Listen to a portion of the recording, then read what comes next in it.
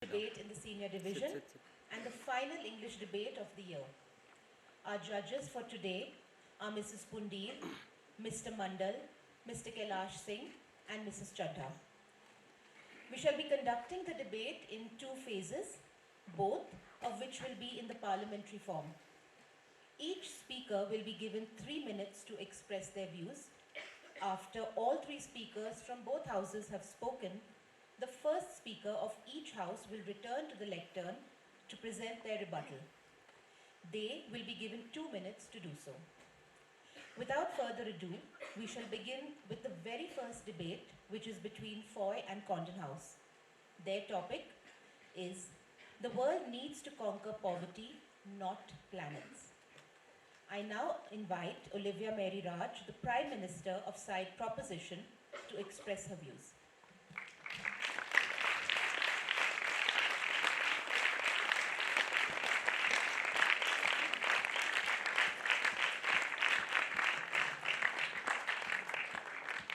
Overcoming poverty is not an act of charity, but an act of justice.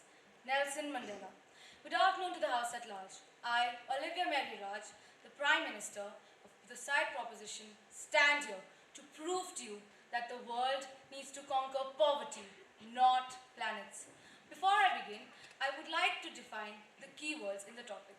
Conquer, in this context, means to overcome a problem or a weakness, which here is poverty, meaning a state of being extremely poor. My first constructive argument is that basic necessities are a human right. Every human being on our planet has a right to education, proper food, clean water, and affordable medicine. 790 million people in the world are below the poverty line. 290 million people in India itself are below the poverty line, and yet, the side opposition today is trying to coerce everyone here into believing that conquering planets should be our priority. Is it not our responsibility to try and eradicate poverty, to do our part in helping the people in need? I am not saying space research is bad, but spending $21 billion just for the love of learning, in my opinion, is very inconsiderate and foolish. My second constructive argument is that we humans are not capable of taking care of another planet. We should be focusing on saving and preserving what we have instead of chasing after foolish fantasies. Live in the present, people. We have enough to worry about on our planet without having to worry about another.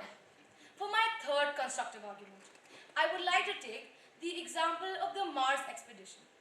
Our first encounter with Mars was in 14 July 1965. 57 years, ladies and gentlemen, 57 years have gone by, and yet Mars has been of no help to us. More than $21 billion have been spent on it, but has anything come out of it? Sure, now we know a few more things about Mars. So what? Do we see any betterment in the people who need it most? No, ladies and gentlemen, no. Side opposition prefers for planets to be conquered while our world continues to be plagued by poverty. It is inconsiderate and inhumane to even think that planets in outer space should be prioritized over living, breathing human beings. In my opinion, this is not even a debatable topic because no one in their right minds would prioritize planets over poverty. Thank you. Thank you, Olivia. I now call upon Samriddhi Singh, the leader of the opposition, to express her views on the topic.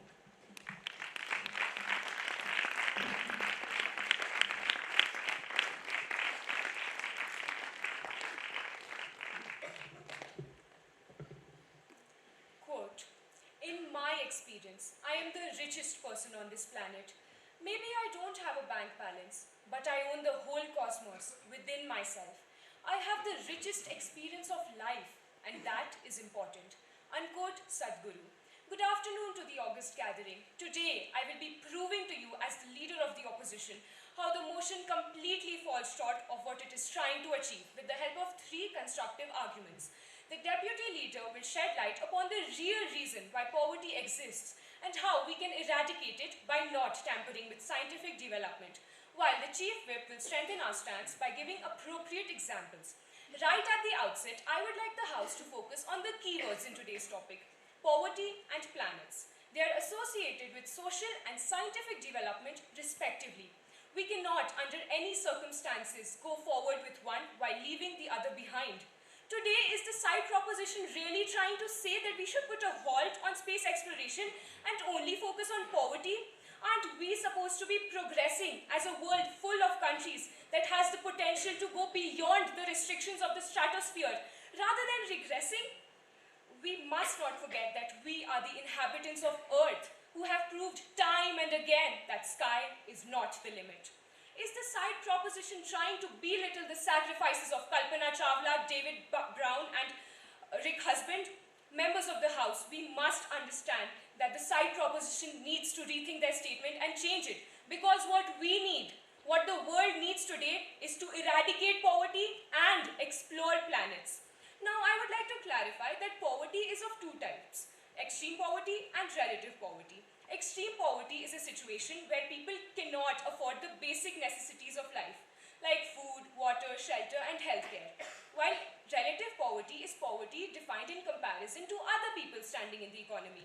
Therefore, if today's side proposition wants to end extreme poverty, let me break a very unfortunate fact to them. We are working on eradicating extreme poverty by 2030, as per various reports by The Guardian and the UN. Now, the proposition might say that if we use all the funds used in space exploration, we might be able to end poverty before the estimated year. But here, we must understand that these organizations consider space exploration as an asset and not a liability. Members of the House, science has made us realize that the things we only saw in movies are possible in real life too. Over the years, NASA can claim credit for a wide variety of medical innovations, from ear thermometers and implantable heart defibrillators to automatic insulin pumps and improvements in digital mammography technology. If this was not enough, our space research organizations have found various resources on other planets as well as the moon that will not only benefit our human civilization and help in eradicating poverty, but also benefit our world as a whole. This proves beyond doubt that we do need to explore planets, and that can only be done by continuing our space missions. Now, I would like to end my debate using the very wise words of Marshall McLuhan. There are no passengers on spaceship Earth. We are all crew. Thank you. Thank you, Samriddhi. I now call upon Samaira Goyal, Deputy Prime Minister of Side Proposition, to express her views. Ashman Goyal, not Samaira Goyal, I beg your pardon. I invite Ashman Goyal.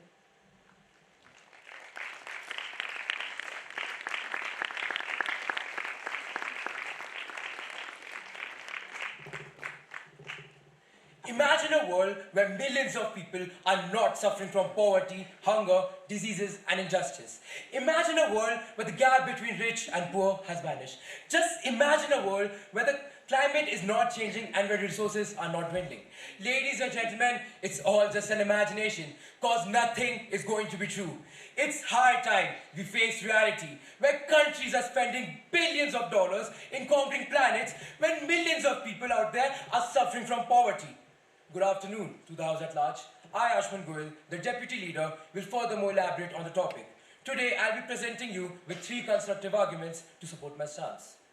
As for my first constructive argument, I'd like to point out that space exploration is costly. It requires a huge amount of money, time, and effort to launch rockets and humans into space.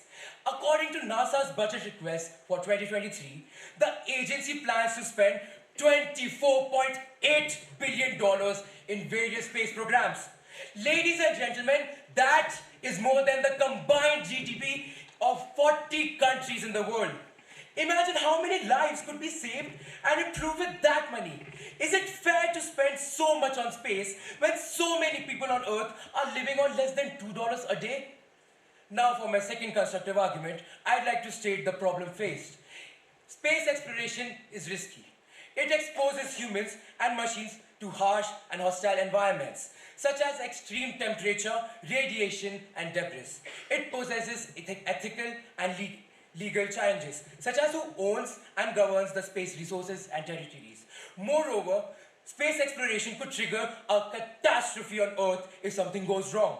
For example, Apollo-Soyuz test project poisonous gas leak in 1975, and STS-107 space shuttle Columbia disaster in 2003. For my third constructive argument, space exploration is unnecessary. It does not solve the problem we face on Earth. It does not guarantee our survival as species. In fact, it could endanger our survival by diverting our attention and resources from one of the most urgent issues that threatens our existence, which is poverty. It is the real challenge we need to address first before we venture into space and conquer planets. In conclusion, ladies and gentlemen, I urge you to think whether we should prioritize the needs of billions of people who are suffering from poverty or the fantasies of few who want to explore and colonize other planets. Thank you. Thank you, Ashwin. I now call upon the Deputy Leader of the Opposition, Wynberg-Allen, to present his views. Exploring planets, we'll reach for the stars. Our destiny lies beyond Earth and Mars. We'll explore the cosmos and find new homes. We'll eradicate poverty and all its woes. Good afternoon to the House at large. Today, I, as the Deputy Leader of Side Opposition, will put forth my arguments which dwell upon the reasons as to why poverty exists and how we can eradicate it with the help of scientific development. Ladies and gentlemen, Earth is home to almost 8 billion people.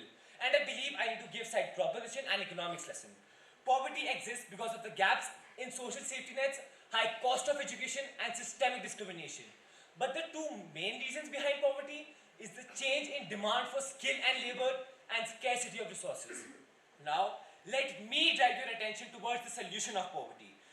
Members of the House, we need to understand that in order to eradicate poverty, we need more jobs. This is where space research comes into the picture, as it creates a lot of job opportunities. If we retract all space research and investments, a lot of jobs will automatically be lost, thereby increasing poverty instead of decreasing it. I think we're quite aware of the fact that AI will create more jobs.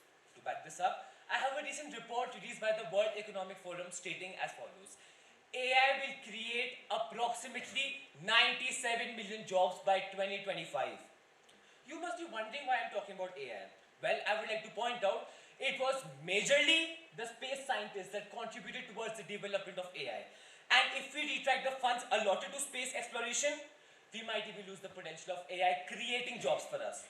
Secondly, to curb the scarcity of resources, space exploration or rather conquering planets is a must. Because in order to end poverty, we need more resources. And in order to get more resources, we need to go to other planets to get their resources. Let me give you an example. Later this year, China completed its moon mission, from which they got some moon dust containing the element helium-3. After a lot of research, it was found that 1.5 grams of the dust, I repeat, 1.5 grams of the dust can produce up to 165 megawatt hours of electricity. To put it in reference, it can fulfill the energy requirements of a state as big as Uttar Pradesh for a single day. Imagine when we find a way to get this dust on Earth economically, when the cost of electricity becomes negligible. Lastly, if as per side proposition, we do not invest in space exploration, or rather put that money in eradicating poverty.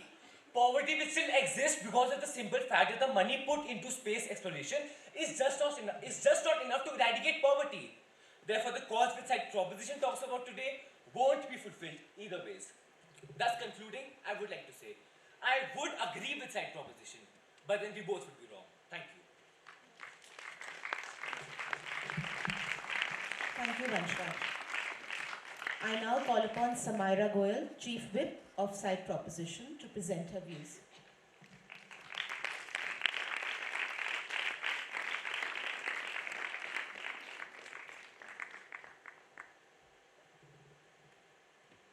Necessity is the mother of invention.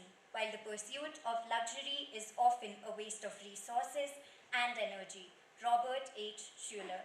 Good afternoon, respected judges, worthy opponents, and to the House at large. Today, I will be summarizing my team's stance in favor of the motion and stating why the world needs to conquer poverty, not planets. Poverty is a global issue that affects over 719 million people around the globe.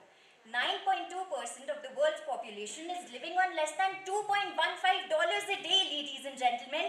These people do not have access to basic necessities, and their right to a good life or even an average life is being denied with every attempt at a planet being explored and with every piece of equipment that is being manufactured for the purpose of space exploration. The resources that are being used for the purpose of space exploration would be better spent addressing the issues that cause poverty. Over $2 billion are spent to develop a single rocket. We could feed millions around the world with that money. Is education not a priority anymore? Are clean drinkable water and 3 meals a day not everyone's basic right anymore? Do we not care about providing dying children with healthcare and medicine anymore? The need of the hour is to live in the present and deal with the problems right now at this very moment. So many people in our society do not have a roof above their head, yet funds are being used to try and conquer planets. And where has that even gotten us? The first successful flyby and hard impact landing of Mars was in July 1965. That was 57 years ago. Again, that was 57 years ago. So much money has gone down the drain, so many futures have been destroyed, so many families have been deprived of food and education, and all of this for what? You don't see civilization on Mars yet, now do you? Side opposition is clearly blindsiding everyone here today by even beginning to talk about the importance of overpriced space exploration over sufficing the greater good. Conquering planets over poverty is a short-sighted and selfish approach that prioritizes the interests of a few people over the needs of many. The funds that are constantly wasted by being put into such missions would be better spent addressing more relevant and immediate problems such as poverty. In conclusion, there is a long list of social and economic challenges right here on Earth that need to be dealt with first. And while conquering poverty before planets might not be the panacea for malnutrition, hunger, climate change, and illiteracy, at least it is a step in the right direction. At least now our resources will be used wisely to make a few lives better. Thank you. Thank you, Samara. I now call upon Yashasvi Kandwal, Chief Whip of Side Opposition.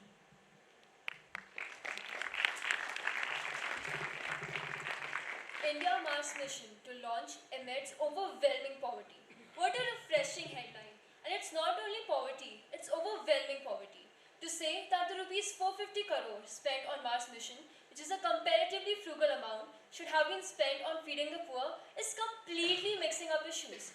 If India has several homeless and hungry people, it's not because space scientists are doing their job.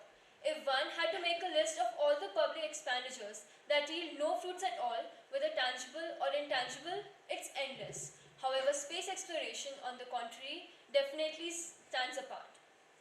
Good afternoon to the House at large. As the Chief Whip of Side Opposition, I will be consolidating my team's stance by citing the benefits of space exploration and its potential to alleviate poverty by therefore giving appropriate examples. Firstly, let's talk about how technological innovation can address poverty. Space exploration has been a catalyst for technological breakthroughs that have permeated various sectors of our society. The development of lightweight materials, miniaturized electronics, and advanced computing systems, all stemming from the demands of space missions, have found their application in numerous industries. Satellite technology, for instance, has been a revolution in the field of communication, enabling better connectivity, information access, and e-commerce platforms in remote and underserved areas. Secondly, natural resource exploration. Space missions to different planets have revealed valuable insights into the resources present in our solar system and beyond. Asteroid mining, for example, holds great potential for the extraction of precious metals and rare minerals, which can be used for various purposes, including sustaining life and supporting space missions. The successful extraction and utilization of these resources can open up new avenues for economic development and help uplift impoverished regions. Moreover, the knowledge gained from space exploration can enhance our understanding of Earth's resources, which will eventually lead to sustainable management practices. Thirdly, remote sensing and disaster management. Satellites equipped with remote sensing capabilities have transformed our ability to monitor and manage natural disasters much more effectively. By leveraging space-based technologies, governments and organizations can enhance disaster preparedness and response, minimizing the impact on vulnerable populations. For example, during the Phelan cyclone, which struck the eastern coast of India in October 2012, India didn't have to depend on the West. Instead, our space scientists, through satellite technology, were able to save hundreds and thousands of lives. In conclusion, I would like to state that space exploration holds immense potential to alleviate poverty. So, as we continue to explore the cosmos, let us harness the power of space exploration to build a brighter future for all, where poverty is only a distant memory. Thank you. Thank you, Yashasvi. I now invite Samriddhi Singh, Leader of the Opposition, to present her rebuttal.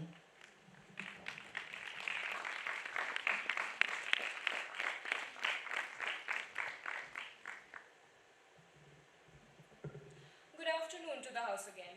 I must say I'm really very happy with this session of debating because today side propositions arguments are like the lamp that is fueled by water. Their arguments are so open that I had to put in very less effort in finding the flaws. So here I stand to state how the side propositions arguments are fundamentally flawed. Ladies and gentlemen, side proposition today has not understood the basic concepts of economics itself. They are not understanding that our planet has limited resources, which is the main cause of poverty. And in order to get more resources at efficient prices, space exploration, or rather exploring planets, is a must with scientific development. The proposition keeps saying that it has been 57 years since the first space mission. I agree. I mean, we all have to start somewhere. But what the proposition is not understanding is that poverty is too big of an issue, and the UN has also said that they are working on eradicating it by 2030. The second speaker of the proposition said that NASA's budget for this year is $24.8 billion. That is incorrect because the budget is actually $33.9 billion, and also claimed that this amount is more than the GDP of 40 countries combined. This piece of information leaves me completely flabbergasted because the GDP of America and Canada alone is $26.85 trillion and $2.89 trillion respectively. Members of the House, I believe side proposition needs to conquer math sums and then think about conquering poverty later. The House must consider that poverty has many dimensions, but its main causes include unemployment, social exclusion, and high vulnerability of certain populations due to disasters, diseases, and other phenomena, which prevent them from being productive. Here, the government can help create an enabling environment to generate pro-productivity and job opportunities for the poor. Now, I would like to end my rebuttal with a very thought-provoking poem. In space, we seek the unknown to find the minerals that have grown on planets far and wide, where they've been waiting to be mined. Precious stones and metals galore, we'll find them all, that's for sure. And with each discovery we make, new opportunities we create. With these resources at our disposal, we can help those in need on a global scale by creating industries and jobs anew and lifting people out of poverty too. Thank you. Thank you, Samriddhi. I now invite the Prime Minister of Side Proposition to present her rebuttal.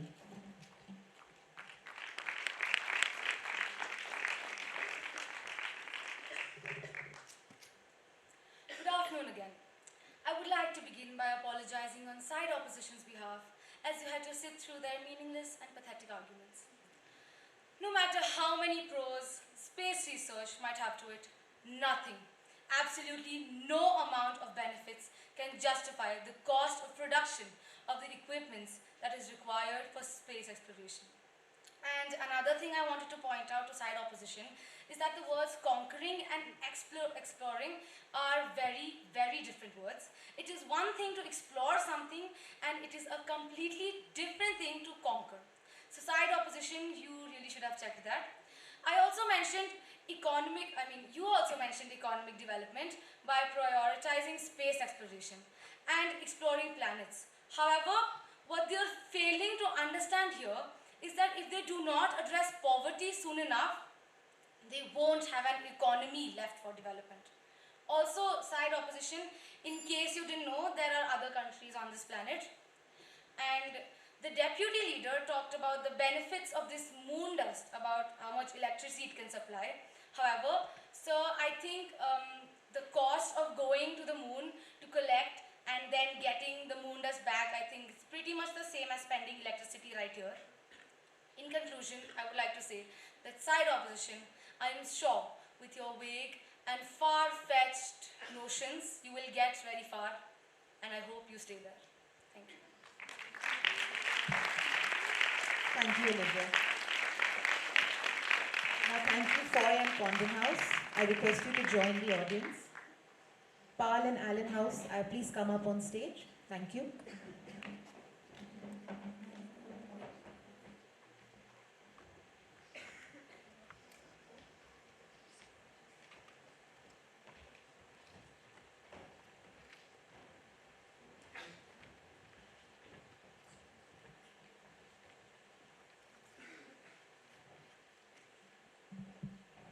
I would like to request everybody in the audience to please sit up and not sleep.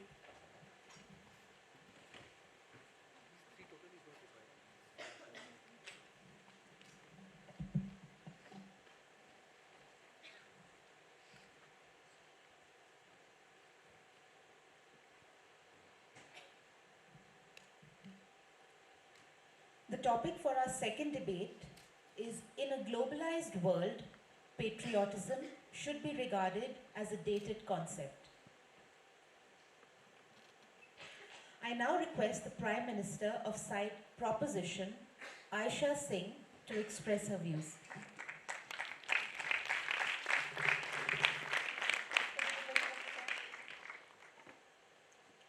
As the eminent philosopher Bertrand Russell once said, patriotism is the willingness to kill and be killed for trivial reasons. Esteemed judges, distinguished opponents, and ladies and gentlemen, we have convened today to discern the worth and validity of patriotism within the milieu of globalization. Now, while the sentiments of patriotism may have played a pivotal role in preceding eras, especially during periods of warfare and political unrest, the menace of an unwavering devotion to a singular nation at the cost of others becomes ever more pronounced. It is therefore incumbent upon us to delve into the philosophical foundations of patriotism, its historical implications, and the potential for such fervor to inculcate bad.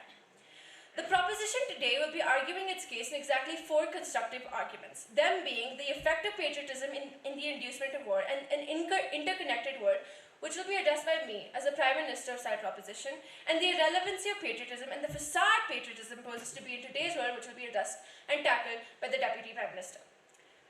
Now, beginning with my first point, patriotism with all its well-intentioned intentions has the power to tear nations apart and shatter lives.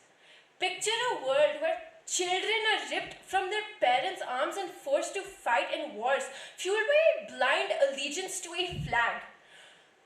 Families torn apart by division and strife as their love for their country turns them into bitter enemies. It is a world soaked in bloodshed where tears flow endlessly, mourning the loss of humanity and the erosion of unity. In this reality, patriotism becomes poison, turning brother against brother and turning the very essence of love for one's country into a catalyst for suffering and despair. Although it often elicits sentiments of pride, loyalty, and ardency towards one's nation, it can also be exploited to foment militant nationalism, xenophobia, and aggression towards the other. As the concept of patriotism in today's world interconnected world, in fact, demands a more nuanced understanding of the intricate and multifaceted dynamics of identity formation and global interdependence. The traditional notion of patriotism as an unwavering and uncompromising loyalty to one's nation state is dated and simplistic. In the current era where international cooperation and collaboration are vital for addressing global challenges, and uncritical and blind allegiance to one's country can be dangerous and counterproductive. Moreover, it can erode the fundamental principles of democracy, such as pluralism and diversity, and contribute to an exclusionary and divisive society. Therefore, in today's world, patriotism must and eventually will be regarded as a dated concept. Thus, we need to embrace a more nuanced understanding of loyalty that goes beyond the boundaries of nations. We need an inclusive approach that recognizes the interconnectedness of our world and prioritizes empathy, understanding, and cooperation. It is only by shedding our dated notions of patriotism and embracing a new way of thinking that we hope to create a brighter, more peaceful, and more equitable future for all. The philosopher Friedrich Nietzsche once said, "The most dangerous snake is one that doesn't know how to change its skin." Thank you. Thank you, Aisha. I now request Hansika, leader of the opposition, to share her views on the topic.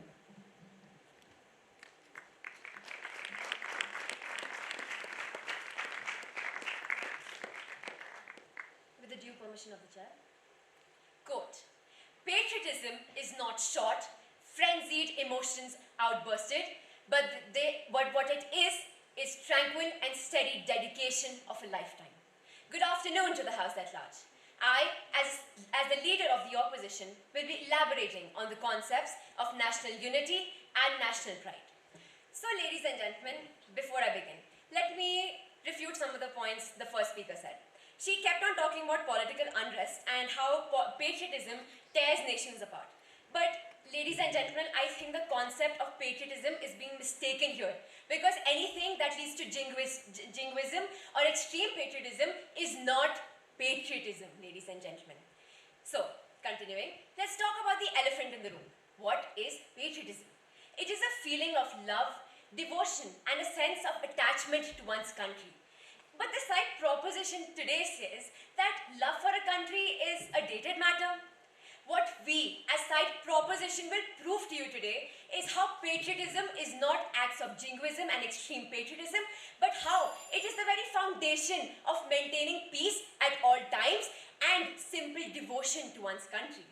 Despite the fact that globalization exists in today's world and we have come together as one world, let us come back to reality and not forget, ladies and gentlemen, that borders do exist, and hence patriotism should always and will always be relevant. And this is exactly what side opposition's arguments today are based on. Coming to my first constructive argument, let us talk about national pride, and let us take the simplest of examples here. Why do we feel proud when Neeraj Chopra brings home gold medals? Or when a 17-year-old girl, Palagulya, breaks the Asian Games records and in the women 10-meter air pistol? Ladies and gentlemen, patriotism instills a sense of pride in a nation's accomplishments, cultures, and history. This pride we are talking about, ladies and gentlemen, can drive individuals to preserve and celebrate their accomplishments and cultural heritage, which then leads to promoting in social cohesion, something which my deputy leader will be talking about. And coming to my second constructive argument, which is national unity. I'm sure all of us have seen people take keen interest in cricket, especially in a country like India. Now that, ladies and gentlemen, is one of the most effortless and simplest examples of patriotism. People are overwhelmed, get together, and support their teams together. Even in the case of the dispute between the Meitei and Kuki tribes in Manipur, why is the whole of India rallying against the government or pressurizing the government to solve it, take action or do something about it? Simply, ladies and gentlemen, because we care. We love our country, therefore we care. That is patriotism. As I conclude, I will just say this, that it is time that side proposition today understands that in a world where countries like India have gained and earned their freedom through patriotism, patriotism is very much relevant in the global world today and clearly not a dated matter. With this, I rest my case. Proud to oppose. Thank you. Thank you, Hansika. I now request Suhani Panda, Deputy Prime Minister of Side Proposition, to share her views.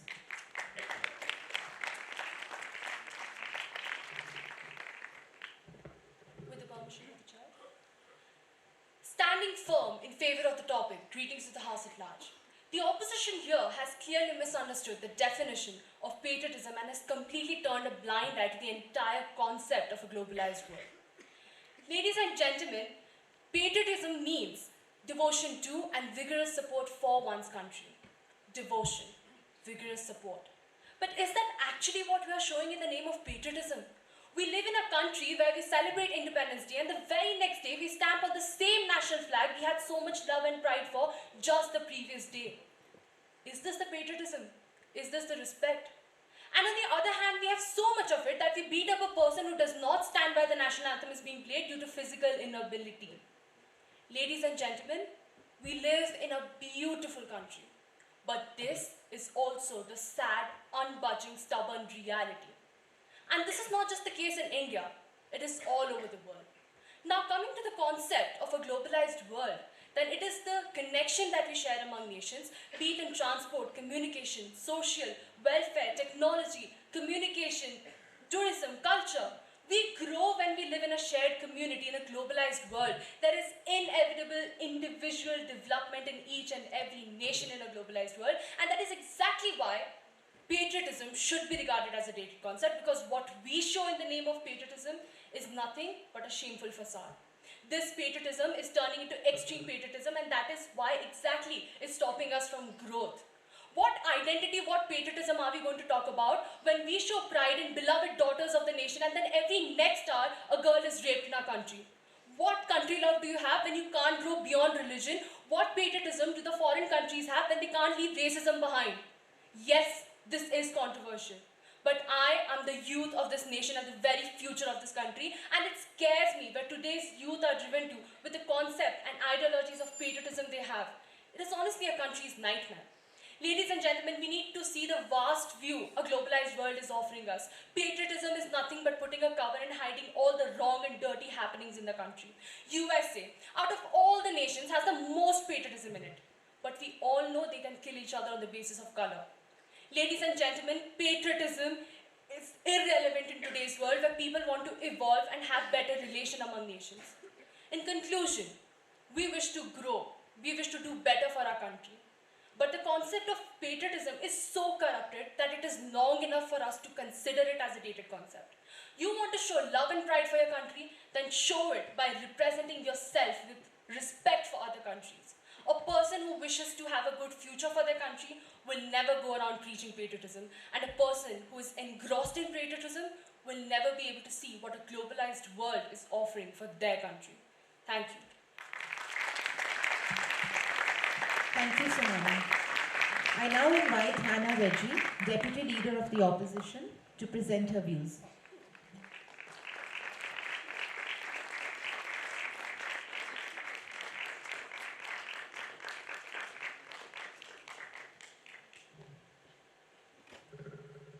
Quote, "Let us unite not in spite of our differences, but through them. For differences can never be wiped away. But yet let all human races keep their own personalities and come together not in uniformity that is dead, but in unity that is living." Unquote. Rabindranath Tagore. Good afternoon, ladies and gentlemen. I am the Deputy Leader of the Side Opposition. So here's what I want you to do. First of all, imagine a world where every country is defined or identified or recognized by its income or per capita income or stock market shares or its economic status. Sounds a bit weird, doesn't it? Sounds a bit monotonous, doesn't it? Of course it does. Why? Because there is no patriotism when you look at a country on its economic basis, you see? Because patriotism is something that brings in social cohesion, and therefore the whole of India today stands as one big family, where if we fall together. And if we rise up to our feet, we do that as one. Take the Serum Institute of India, for example. You see, during the COVID times, they manufactured and administered Covishield vaccines to about 100 crore Indians. And what's even better is that we exported these, about 250 crore of it. I, as a citizen, am proud of my country's achievement. And if you still think that patriotism is a dated idea, you know, all I can say is just that you think like that, it's foolishly naive. Yes, the world is one big global community, but that does not mean that self-interest does not drive the policies and decisions made by each country. Okay, let's take an example. Okay, all of us know Ukraine, right? Yeah. So, where was this global community when Ukraine cried for help against the brutal Russian onslaughts? Where was this global community? Huh? Every country was looking after itself, its own citizens. Yes, it was. And no country wanted to get involved in a third world war. And so, what happened? Help was provided, but it was too late. And the help provided was too little. But still, the patriotic Ukrainian men and women stood up for their country. They took up arms and defended their own nation. You see, all I have to say is that patriotism is not just a mere idea, or it's not just a mere feeling, but it's a human trait. It is inside your blood, it's in your genes, and you cannot avoid it or ever erase it. So, with this, I would like to rest my case. Thank you. Thank you, Hannah. I now invite Sarthak Jain, Chief Whip of Side Proposition, to present his views.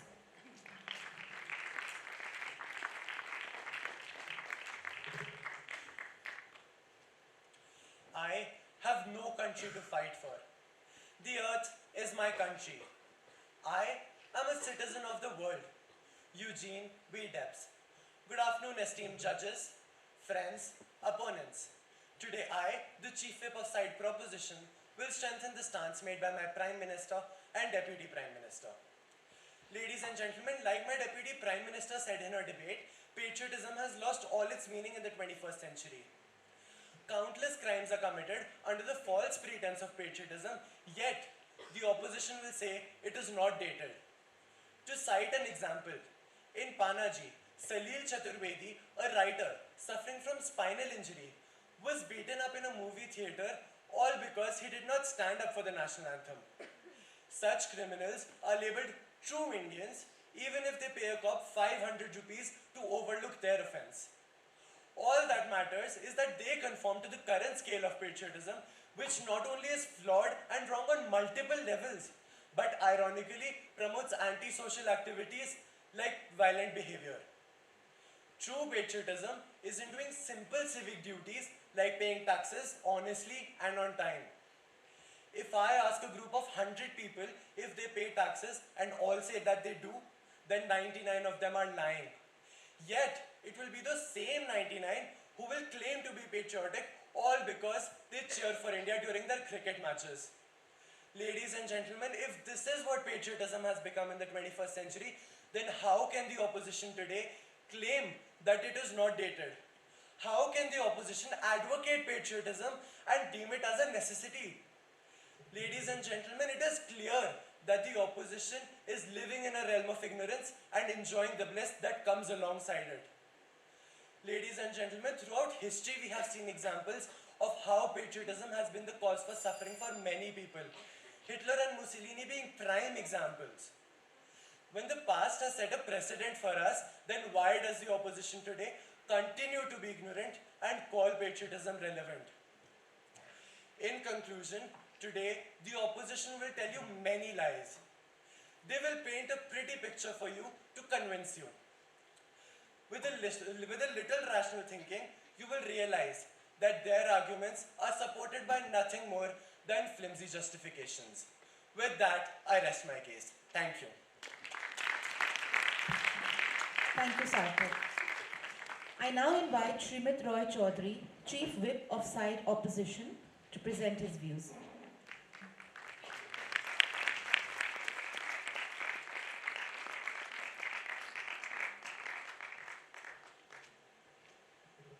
Quote, "He who loves not his country can love nothing." Unquote, Lord Byron. Good afternoon to the House at large.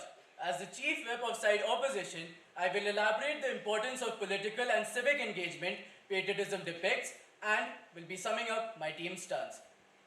Each nation has its own unique cultural and traditional identity. In a globalized world, economically stronger nations unduly influence the weaker nations and in the name of equality push on them their single-minded agendas. Patriotism in such matters can help nations to create their own identity rather than get overshadowed by a politically stronger nation. While globalization involves sharing of cultural practices, it can lead to a gradual erosion of what is unique to each nation. Patriotism can motivate citizens to engage in their communities and participate in the democratic process. People who are proud of their nation may be more likely to vote, volunteer, or get involved in social and political causes. To embrace a globalized world should not mean that one should compromise on one's national pride or identity. Patriotism ensures that the nation's citizens interact, embrace, and share ideas with the rest of the world, but only to the extent that a nation's self-respect is not compromised. Patriotism fosters unity. In a world characterized by diversity, patriotism serves as a unifying force that transcends differences of race, religion, or ethnicity. It creates a shared sense of responsibility and purpose among citizens, promoting social harmony and solidarity. On pen and paper, globalization is very lofty and sounds wonderful. But are we really just one big happy global family? Not really. Hence, the need for patriotism. However, it should be tempered with commitment to global cooperation and respect for the rights and cultures of other nations. It would not be out of place to also mention that the ongoing World Cup would not have been as exciting as it is for us in the absence of patriotism. In all international sport, whether it be the Olympic Games, the World Cup, or any game in general, each sportsperson will always be fueled by patriotism. I mean, how can they not? After all, they're competing for their nation, aren't they? Ladies and gentlemen, to say that patriotism is a dated concept in a globalized world amounts to stating that we should let go of our identity or individuality. I mean, can we truly afford to do that? I think not. Thank you. Thank you, Srimit. Before we move on for the rebuttal, I request all of you in the auditorium to please sit up straight, straighten your chairs. These children have worked very hard for the debate and the least we can do is listen to them. I now invite Hansika, the leader of the opposition, to present her rebuttal speech.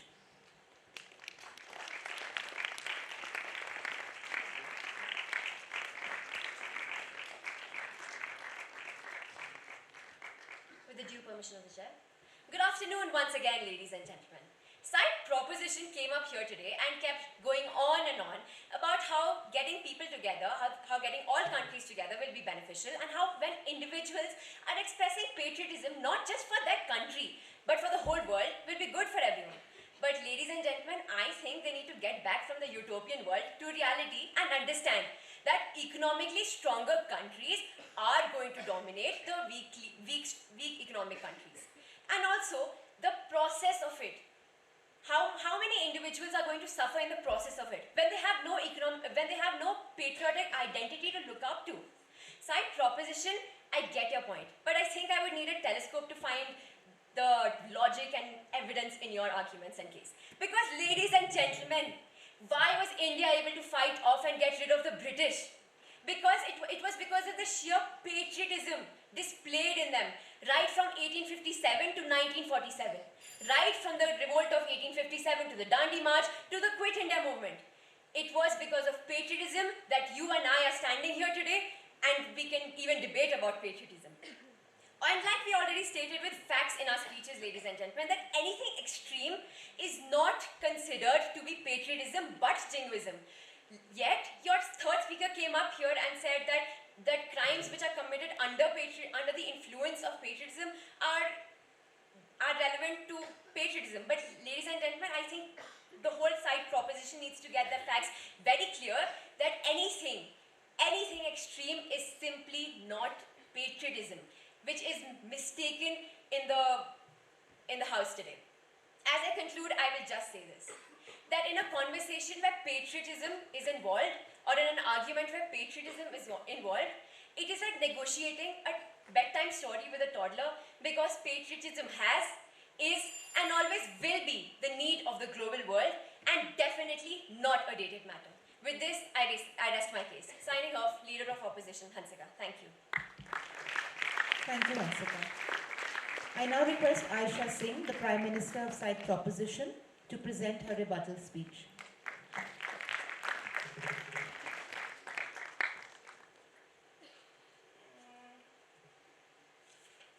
Ladies and gentlemen, that's an illusion, and that is what side opposition has presented to you today with their baseless, irrelevant, however very well woven arguments. We gather here today to discuss the relevance of patriotism in a globalized world. It is important to remember that our civilizations have evolved and transformed over time. The world we live in today is vastly different from the world of our ancestors, and we must adapt our concepts of identity and citizenship to reflect these changes, which is why the proposition has succeeded in nullifying the opposition's argument today and has won the motion based on pure logic. Now, the first speaker of side opposition stated that love for a country and devotion for a country is what patriotism is. And you kept reiterating that. However, don't you think there's an underlying understanding of superiority in that? And they also kept mentioning social cohesion, national identity, and how we come together, or perhaps we fall together as one collective unit when it comes to patriotism. However, how is it that the 2003 war of Iraq exists? How does Israel and Palestine continue to persist to be such a large world issue? And how do civil wars continue to perpetuate in today's world? One of the key challenges we face today is the urgent need for collective action to address global problems such as climate change, disease, and inequality. In other words, we cannot afford to think in terms of narrow national interests or patriotism when it comes to these issues. We need to think globally and act locally, or even better, act together. Moreover, patriotism can be used as a tool to undermine democracy. As a civil rights activist, James Baldwin once said, "I love America more than any other country in the world, and exactly for this reason I insist on the right to criticize her perpetually." As citizens, we have the right and responsibility to hold our governments accountable, even when it means challenging the status quo or questioning the prevailing notions of patriotism. In conclusion, while I commend side opposition's attempt at making their argument ferocious and slightly aggressive, it doesn't mask the fundamental flaws in their argument. Side opposition, I invite you to the world of reality, where patriotism may have served a severe purpose in the past. However, it is time for us to move beyond it and explore new ways of cultivating a new sense of identity and belonging. We need to embrace our diversity to find a common ground. Only then can we build a more equitable, just, and sustainable world for ourselves and future generations. Aisha Singh, signing off as the Leader of Opposition's proud to oppose. Thank you, Aisha. With this, we have come to the conclusion of the second debate.